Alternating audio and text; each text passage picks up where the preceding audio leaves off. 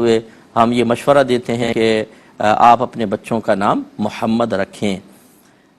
جن کے ہاں جس کو بیٹا کی خواہش ہو کہ میرے ہاں بیٹا پیدا ہو جائے، علماء نے اس کا ایک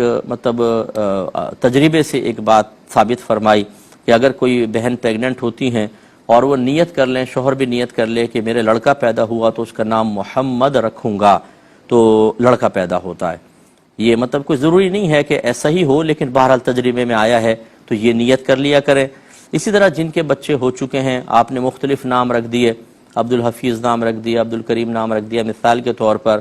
تو ڈاکومنٹس میں چاہے آپ چینج نہ کریں، اب نام رکھ دیں محمد، کہ ہمارے بچے کا نام اصل نام محمد ہے، پکارنے کے لیے عبدالکریم جو ڈاکومنٹس میں چل رہا ہے۔ ضروری نہیں ہے کہ جب آپ ایک نام رکھتے ہیں تو تمام ڈاکومنٹس میں اس کو چینج کریں، یہ بھی ضروری نہیں ہے کہ اس نام سے پکاریں۔ اگر عبدالحفیظ نام ہے، عبدالحفیظ کہتے ہیں، تو اب محمد آپ نے نام رکھا تو یہ نہیں ہے کہ اب آپ محمد عبدالحفیظ ضرور پکاریں، نام رکھ دیں، بروز قیامت نام سے پکارا جائے گا۔ نبی کریم صلی اللہ علیہ وسلم نے ارشاد فرمایا، ایک تو حدیث یوں بیان فرمائی کہ اس میں کیا حرج ہے کہ کسی گھر میں ایک محمد ہو، دو محمد ہوں، تین محمد ہوں،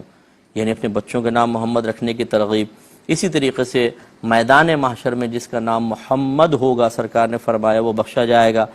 یہ روایات موجود ہیں۔ تو اس لیے تھوڑا سا اس میں احتیاط کر لی جائے اور اس فضیلت سے حصہ حاصل کر لیا جائے۔ آپ کا تو کچھ بھی نہیں جا رہا، جیسے میں نے آپ کو آسانی اور سہولت بتائی کہ ایسا نہیں ہے کہ آپ ڈاکومنٹس میں بھی آپ کو چینج کرنا پڑے، یہ بھی لازم نہیں ہے کہ اب اس کو متعارف کروانا پڑے سب کو کہ بھی میرا نام اب محمد ہے، محمد پکارو، کوئی ضروری نہیں ہے، نام محمد رکھ لیجئے آپ، انشاءاللہ اس کا نفع دنیا اور آخرت میں آپ دیکھیں گے۔